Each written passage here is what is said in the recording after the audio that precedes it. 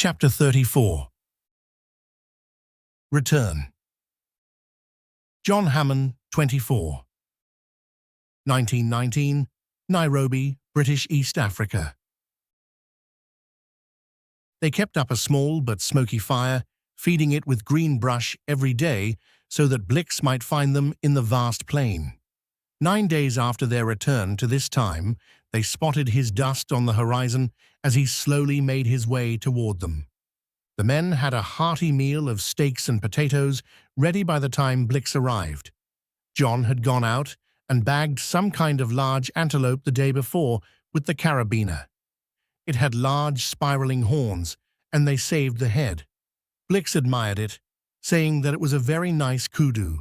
He was much more admiring of the stack of ivory in the middle of the camp. They had tusks from 8 elephants, none of them broken and all of them large. Even the ones that were obviously from a cow were sizable. In his truck, Blix had a larger number of tusks, but most of them were not as large. John thought by weight he had almost as much ivory as Blix, but John's tusks were larger, which made them much easier to work with and more valuable. Blix eyed the group curiously, but Manny and the Maasai stood there proudly. He had left the men stranded in the middle of the Mara, 100 miles from the nearest person, without a vehicle, and found them sitting on top of a pile of ivory. In retrospect, maybe John had overdone it, taking only the largest bulls. Perhaps they should have taken some of the smaller animals. With all the hunting, the big jumbos were not as common in this time. John and his men had brought in a very impressive load, and on their first time out. Look, how in the hell did you find so many big bulls on foot? Blix demanded. John shrugged, trying to act natural. The Maasai is a very good tracker, and Manny is a wonder. He is very good with the men. Blix continued to stare at him, and John felt compelled to add, We've had very good luck. Blix ignored the steaks they cooked for him and went over and pulled out a bottle of the provisions he had left and proceeded to get drunk.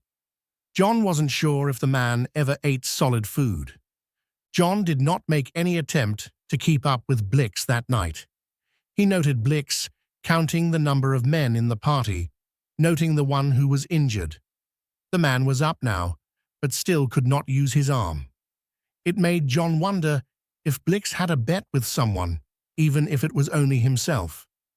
I half expected to find your men standing guard over your dead body. Well, you're a goddamn white hunter now. What the hell are you going to do next? John was a little taken back by the question. He really had not considered what his next move should be. I suppose I need to sell all this ivory. Maybe buy another gun. It would have been nice to have another rifle. I suppose I'll have to find a place to live, and I'll need to get my own car. Blix broke out laughing at the last statement, so casually added, There are plenty of lorries around, but you won't find one for sale. You'll have to have one shipped in, and that will take months. Blix continued to chuckle at his naivety. You might have to get by with a mule train. At least you don't have to buy petrol for them. Just don't let the lions eat them. John thought Blix was finished talking, as the man stared into the fire.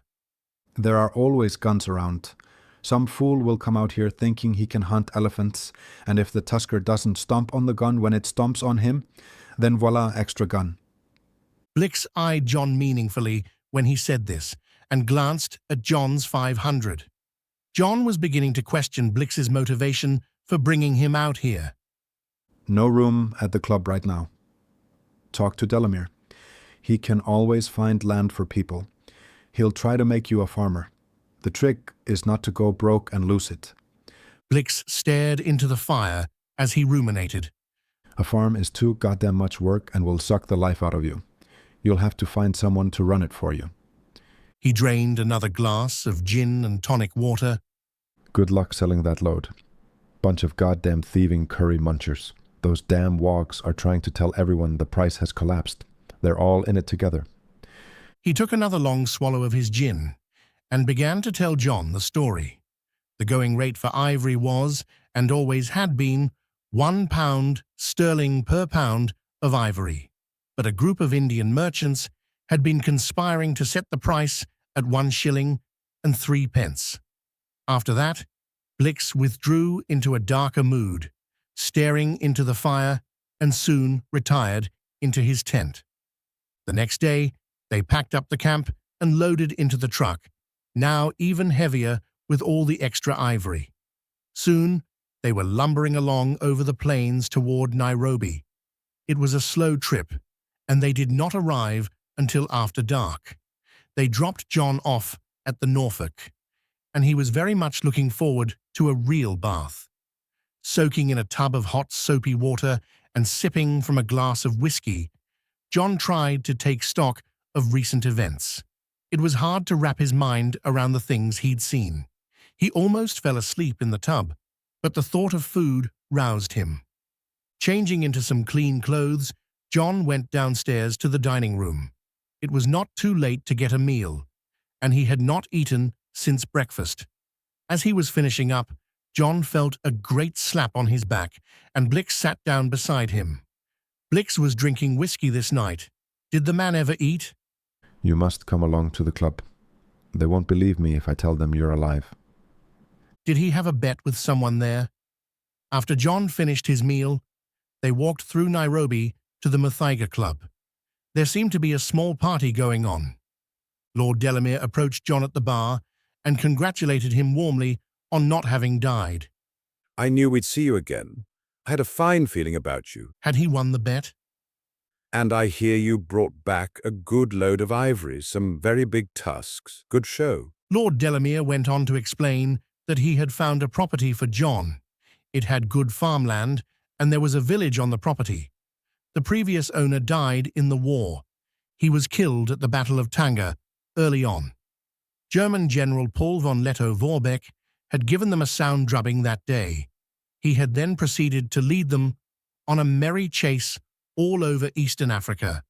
They had never really been able to defeat his Schutztruppe until they surrendered in northern Rhodesia at the end of the war. There were debts on the property, but it could be had for a fair price.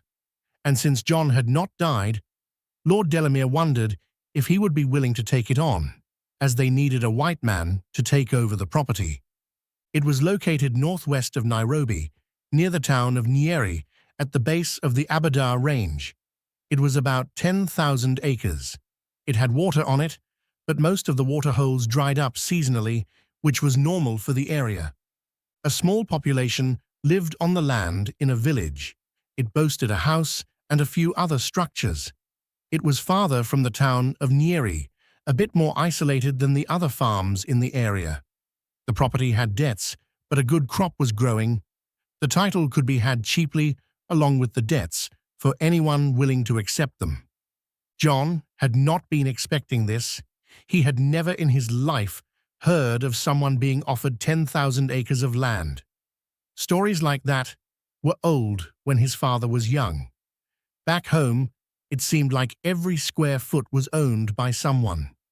John didn't want to say no, but it seemed to be moving so fast. He told Lord Delamere he would have to inspect the property. That seemed to please him, and he told John he could travel out that way with him when he returned to his own ranch. John found Blix. I'll see you tomorrow. I have to go back to the hotel to make some preparations. Nonsense. You must stay and have a drink with everyone. John's stomach turned over at the thought of another night of trying to keep up with the man. John shook his head. I have to go. I'll see you tomorrow when we sell the ivory. Yes, we must sell them together. We're the only two that brought in anything this month. We'll have those damn Indians by the short hairs. He seemed very pleased at the thought. When we are done here, I'm going back to my farm. It's in the Nong Hills. It's not far from where Delamere is trying to settle you down. You must come and visit. You must meet my wife Tane. Blix slapped him heartily on the back as he left. Escaping from the ongoing party at the club, John retired early, at least by his companion's standards, returning to his room at the Norfolk. It had been a long day, and he reflected on the recent events as he laid his head down on the pillow But dreams soon claimed him. Dreams of creatures grander than anything that had walked the earth for millions of years. The next day John rose early and went to breakfast downstairs. The food was truly good here. He was told that the chef was French. The truck with Blix's ivory and his own was no longer out front. John asked the man at the desk and was told that Bwana Blixen had taken it to the market to be sold. John was a little astonished, as half of it was his.